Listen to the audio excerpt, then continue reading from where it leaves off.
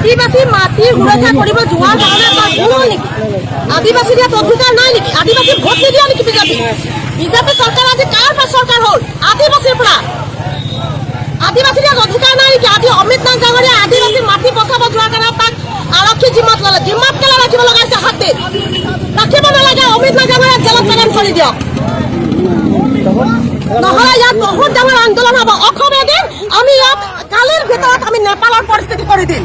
নেপালত যিটো আন্দোলন কৰিছিলো সেইটো আন্দোলন আজি গোলাঘাট ডিষ্ট্ৰিক্টত হৈ যাব।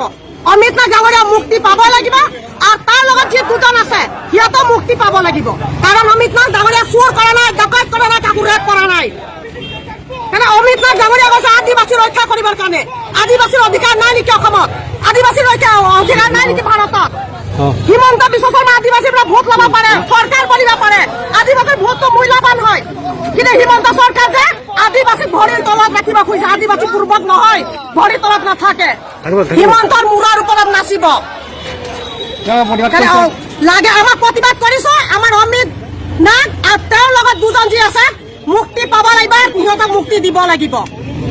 জিলাৰ গোলাঘাট পুলিচ ষ্টেচনৰ সন্মুখত আমি আজি দেখিছে আপোনালোকে শ লোক ইয়াতে গোলাঘাট থানাৰ সন্মুখত ৰখি আছো। আমি এই গৰমখনত যোৱাকালি বোকাহাট পুলিচে আৰু আমি ইতিমধ্যে গম পাইছো যে গোলাঘাটৰ ডিএছপিজনে অমিত নাথ ডাঙৰীয়া, প্ৰণৱ দলে আৰু এজন সতীৰ্থবৃন্দ তিনিজনক আমি এতিয়া বৰ্তমান সাক্ষাৎ কৰিবলৈ আমি বিচাৰিছিলো।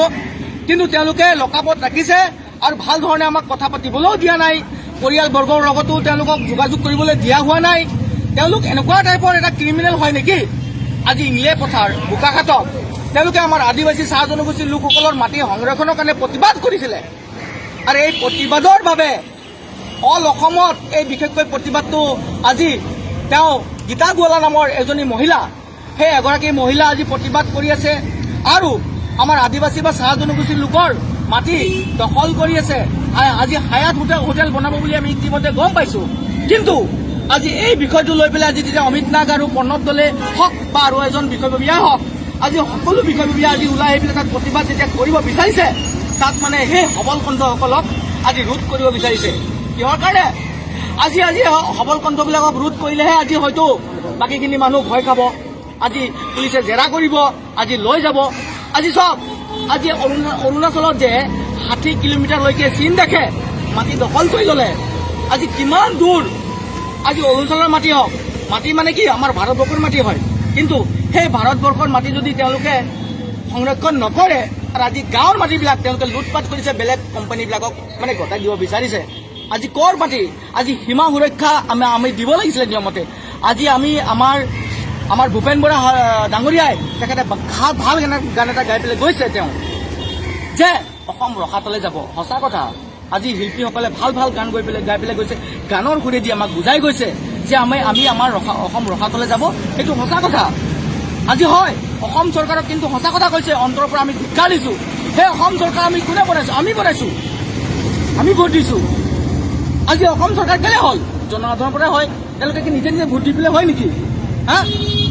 কিন্তু কথা হ'ল কি যে আজি জনসাধাৰণক তেওঁলোকে যদি কন্দুৱাব বিচাৰিছে, আদিবাসী বা চাহ জনগোষ্ঠীসকলক তেওঁলোকে কন্দুৱাব বিচাৰিছে, তো এইটো বহুত দুৰ্ভাগ্যজনক কথা হয়।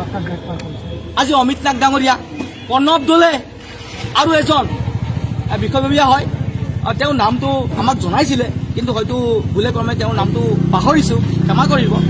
কিন্তু কথা হ'ল কি যে সেই তিনিজনক বিনা চৰ্তে তেওঁলোকক আমি মুক্তিৰ দাবী জনাইছোঁ। তেওঁলোক ৰাইজৰ এজন সবল কণ্ঠ হয় আৰু আমি ইতিমধ্যে এই প্ৰক্ৰিয়াত গম পাইছোঁ যে ৰাইজৰ মানে সবল কণ্ঠসকলক মানে ৰোধ কৰিব বিচাৰে। এইটো চৰকাৰৰ এইটো নীতি বুলি নকওঁ, এইটো দুৰ্নীতি বুলি কওঁ। গতিকে এই ধৰণে যদি চলি থাকে, এনেকুৱা ধৰণে এই চৰকাৰটো নচলিব আৰু চাহ জনগোষ্ঠী বা আদিবাসীসকলে নিশ্চয়কৈ বুজি পাই যাব যে এটা দিন তেওঁলোকৰ পতন হ'ব। কিন্তু এনেকুৱা নচলিব। আৰু আমি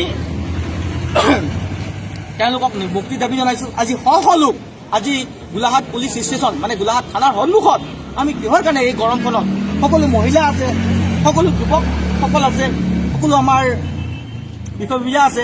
গতিকে এওঁলোক লগ লাগি পেলাই আজি কিহৰ কাৰণে প্ৰতিবাদ কৰিছে? আজি সেই তিনিজনক কি খাইছে নাখাইছে 7 দিনৰ ৰিমাণ্ডত লৈছে। তেওঁলোক হৈছে আদিবাসী চাহ জনগোষ্ঠীৰ লোকসকলৰ সবল কণ্ঠ হয় তেওঁলোক।